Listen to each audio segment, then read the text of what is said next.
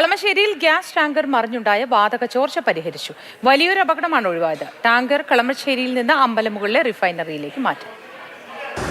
കഴിഞ്ഞ അർദ്ധരാത്രിയിലാണ് Kalamassery HMT junction സമീപത്ത് propellant ഗ്യാസുമായി പോയ ടാങ്കർ മറിഞ്ഞത്. BPCLന്റെ അമ്പലമുകൾ റിഫൈനറിയിൽ നിന്ന് ലോഡുമായി വന്ന ടാങ്കർ HMT ജംഗ്ഷൻ സമീപത്ത് വെച്ച് ആലുവയിലേക്ക് പോകാനായി ദേശീയപാതയിലേക്ക് തിരിഞ്ഞു കയറിയപ്പോഴാണ് മറിഞ്ഞത്. റോഡിൽ വീണ ടാങ്കറിൽ നിന്ന് ചെറിയ തോതിൽ വാതക ചോർച്ചയുണ്ടായി.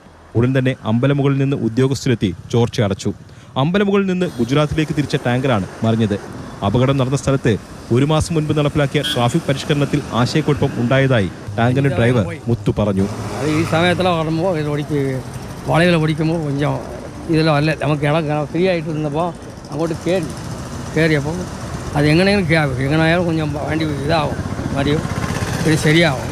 അത് കൂടുതലായി ലോഡ് വന്ന് വെള്ളം പൊഴും കേസല്ലേ വെള്ളം പൊഴും.